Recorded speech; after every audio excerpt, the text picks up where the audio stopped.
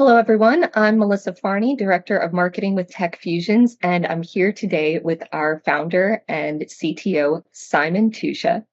Now, I recently learned that Simon built his first data center in 1994, and before we close out the year, wanted to take some time to honor and celebrate 30 years of building data centers.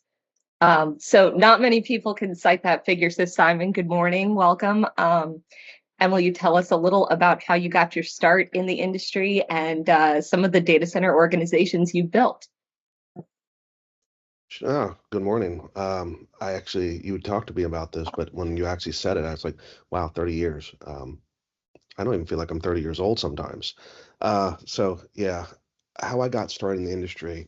Um, I was working for the Army Corps of Engineers and a group called Nova CPF at Dover Air Force Base. And we finished that project and, I was literally digging ditches uh, for high temp, high pressure cooling lines. And I met a gentleman by the name of Pete Natari, and Pete Natari had some guys working on a piece of plywood and some sawhorses in the corner of his office in Baltimore. Um, Bruce Edwards, Mike Mossman, John Shank, and some others. And they were, an explosive group, kind of volatile. And I went to work for them, and that company became a group called Chesapeake Consulting Group Integration, CCG. With CCG built or designed all the AOL data centers above net. The list kind of goes on and on. And that group kind of became the core, and those buildings became the what is now the core of the entire data center industry. Mhm. We didn't know Wow. that at the time, but that's what it became. Well, that's what launched Nova into existence. So why everything is located there and why that's become the data center capital of the world. Yes, But yeah. So we didn't, back then we didn't refer to that as Ashburn or anything like that. To us, it was May East, which stands for Multiple Access Exchange. mhm. Um, so, very modest aspirations at that point. I don't think anybody imagined that, what's there, 27 million square feet of data center around that site now. It's just, That's insane. astronomical. It is. It is. Well, and from there, I know you started mission critical, like helped coin that term, right? Yes. With So, yeah, so, you know, you know, the world's been crazy in my life. So, in August of 2001, I formed Mission Critical Enterprises. Um, and my very first kind of business trip, I was supposed to be going uh, down to Brickell um, Mhm. to meet and speak with some clients on September 12th, and we had September 11th. So the world kind of came to a stop. Um, And I was thinking to myself, wow, is this like a message from the gods? Like what is going on here? But we just kind of, soldiered on. American Express lost their data center to a flood in Fort Washington, Mm. Pennsylvania. And I worked with them and a company called NCO Financial Services and got them back up and running, and that was kind of the beginning of really looking at mission critical. But I've always looked at data centers a little bit differently, and I don't I don't segregate or bifurcate engineering from operations. Um, Mm. Mm. I think the industry really has that if we have an Achilles heel, that's it. So with mission critical, the thought was integration of operations and design all into one. So we provided support staffing while we were doing the design services. Wow, that's that's impressive. And so that was 2001. And I know you were at QTS for some time. You've worked for many other data center organizations. How many data centers would you estimate you've built over those 30 years? Oh my God.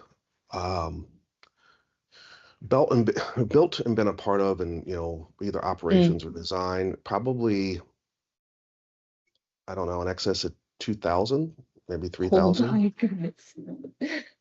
Like Oh my goodness. now, it all depends on what you consider a data center, right? Because back in the day, like a Your 500 closet was. kW was a big Yeah. data center. 1 megawatt's a big data center. Um, Hmm. you know, now we don't even talk to clients that are, that small. Right. Um, but yeah, it's I've been with various organizations and, like I've had, I'll come into situations with, data centers in the past where we actually had staff living on the raised floor environment. Yes. Like, Yes, I have heard of these days. Yes. yeah. So Wild Wild West was not that long ago. Well, apparently 30 plus years Well, ago. when you say 2001, to me, that was, yesterday. The calendar just keeps rolling. Well, so with all of that, as you said, things have changed with the densities that we're seeing. So what were some of those rack densities or the different designs? What was it like in the wild, wild west? Well, in the beginning, we were coming from mainframe, raised floor, VAX environments. The raised floors were 6 inches, maybe you might have one that's 12 inches, and it's just packed full of wires, and you had air damming issues, and you had all these things, but the densities of these environments were really low. Hmm. So because we weren't doing high density, you know, the the thermal loads were very forgiving. So that created a whole lot of really bad practices, Mm. um, kind of across the industry. And, those people who were around in the, day, I would walk into facilities and you couldn't try, like tracing a circuit was impossible because they were just things would just run everywhere under the floor, under overhead, just wherever they could get it done. Mhm. And if you go to like emerging markets, Southeast Asia, the African continents, Latin American, you see literally the skeletons of what we were doing, 30 Mhm. years ago. I mean, that exists today. Mhm. And it's unfortunate because, we should be helping them learn or, share the knowledge of the things that we learned over the years. But, we haven't. Yeah, well, there's the need to just get something up and running, and then you learn how to perfect and make it more efficient. And Yeah. obviously we've moved on to that. So we're seeing greater efficiencies and densities now. But I would say, like, looking back, is there anything that you would do differently as our industry or as the sites you built have expanded? Is there anything you wish we could go back and sort of change or fix? Yeah, I think it would have been nice if we had enough forethought to move the areas like Ashburn and things like that where it wasn't so parasitic to the communities. Mm. Um, you know, Now back then, Ashburn was way out. Like, it wasn't downtown DC. It was way out there. Um, the reality is, it should have been, further out. It should have been closer to cable landing stations, but we weren't even really Mhm. thinking about subsea cables back then. Um, and it would have been nice if we had thought about it because now, we're in an energy crisis. Mhm. Back in the, early 2000s, we had energy all over the place. Like there was, unconsumed capacity everywhere. Um, so that's, kind of the data centers, migrated to where, power was cheap. Um, well, now, data centers, data centers don't vote. Data centers don't, they don't put the kids in school. They don't go to the grocery stores. They don't do any of those sorts of things. Um, but they consume enormous amounts of resources. So we didn't balance that with the community. And I wish we No, would have thought of that years ago. but in a way, we've become the vote. We've become the capability to vote, to buy food at the grocery stores, to educate your children during COVID. Well, We uh, became the schools, and no yeah, one I knows that. mean, Absolutely. Data centers are essential to everything, every little thing that we do. And I mean, I'll give you a case in point. When we recently had a hurricane where I live, and internet went down, and the first thing I do is I run to the my generator start up. I'm a data center guy. I have no internet, and oh my God, what are we gonna do? I Mhm. go open the my Starlink box, I plug it in, and as a layperson, it was a really rude awakening because Starlink discovered 173 devices at my house. Yeah. I was like, how in the world is that even possible? You know, I mean, my light switches are Wi-Fi enabled. My door Mhm. locks are Wi-Fi enabled. My microwaves, my ovens, my cars, everything now is integrated into a data center somewhere. So, Mhm. data centers are now, they are the heart, the mind, the nervous system. They're everything for our society. So, like, we can't undo it. We just have to do it No. better. Absolutely. Yeah. Well, now with all of that experience, and like you said, we need to be better in the community. You've channeled that into building TECfusions, and clearly a company that is approaching data center designs and its work with the community in a different way. So, what are some of the new approaches that you're using as you build our company? Well, one of the the big thing, and you've talked about it a lot, is this adaptive reuse. Hmm. We can bring capacity on much faster. We can bring it on in a much more environmentally um, beneficial way by using existing assets. So, by leveraging places that already have big substations, already have big buildings, already have, stormwater management, already have, water treatment plants, um, all of these big industrial assets that have been basically abandoned over the last 20 years, really lend themselves very, very well to repurposing. And it helps our clients because we get them up very, very quickly. But it also helps the community because we are bringing jobs back into buildings that used to, employ lots of, one of our recent sites, at one point in time, there were 4,000 people working there. Hmm. Um, and it's been shuttered for a very long time. And we're now bringing lifeblood back into those communities. So by taking a different approach with that, it really helps us. Um, it helps the industry, but it really helps the communities. Understand what a data center is, and then be bring revenue back into the data center. Yeah. Wow. It is different. Yeah, that's the reuse piece, but then I think also what we're looking at in terms of microgrid power generation, bringing our own power in, and how that will work to the benefit not only of the data centers but also the community, I think is an important piece as well. Yeah, well, as you're absolutely right. As the grid, the grid no longer has any power.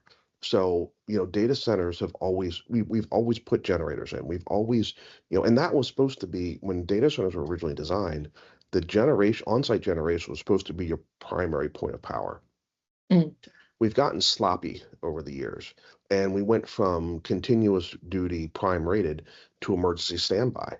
One of the Mm. things that frustrates me the most about our industry is we now have people that literally think that um, emergency standby engines are better than prime rated. Like it does. I'm like, how do you even, they don't even understand power generation. And data centers at this point are such huge consumers of data centers. We have to think about how do we consume power? How do we generate power? So at TechFusions, we are doing on-site, gaseous generation. Um, and ideally, in an ideal world, we design with our N+1 and concurrently maintainable systems, we have additional capacity. So when the community needs additional capacity, we have generation there that we could push power back to the grid. Now that all depends on how you deal with PJM and the various ISOs with interconnection. But the entire world needs to think about having generation at the point of consumption. Absolutely, absolutely. Well, along with that, what are some of the intangibles? I can't hear What you, does our Melissa. industry You're too need? far away from the computer. Oh, sorry. I move around. So, Well, so what does our industry need most to continue the trajectory of growth that we need to accomplish? Like, what are we going to need? Is it people? Is it powers and obvious? Where do we go from here? um, that's an interesting question. Um, Number one, we got to bring young people into the industry. Our industry, if you look around, any data center conference or it's literally a good old boys club. And the good old boys are in their, late 50s, early 60s. Um, and, you know, we're going to have a huge brain drain over the next 5 years or so as these Mhm. people just, they throw their hands up and like, well, I've made enough money, I'm leaving. And there's really not a lot of young people to fill the void because there's nothing sexy. There's nothing, exciting about having to go into a data center at 2 o'clock in the morning because you have a UPS that goes offline or, we really need to figure out a way as an industry to attract young people so they understand, the importance of it. Mhm. People understand that, if you go become a first responder or you go become a doctor or something, you're giving back to the community. We now have gotten to the point where none of those people can do their jobs without us. Right. They all need data centers. They all need to be connected. And we have gotten into a world where everybody wants to be instantaneous. Latency is, we can't stand to see, a little cursor spinning on our screen or, you know, sending a text message that isn't read within 30 seconds. Uh, it's, Mhm. so trying to, manage expectations, that level of service comes at an extreme cost. It's extremely, extremely expensive. Um, and people don't realize that there's a cost, everything has a cost benefit, right? But, we have so many enterprise organizations out there and people that are operating facilities that are dealing in redundancy levels that just aren't responsible. Mhm. They're using resources that really don't need to be used, and that is very it's pretty frustrating overall. Yeah. Yeah, it is. All right. Well, cheers to 30 years. I want to ask you one more question, though, because in that time you've done so many things. What is the proudest moment of your career so far? Proudest moment of my career. Um, I have always been, focusing on helping people, and I never really quantified that. Um, and someone recently took the time out to explain to me how many people's lives I've brought, how many people I brought into the industry, how many people I've taken, what monies I've made or what and brought them into this career.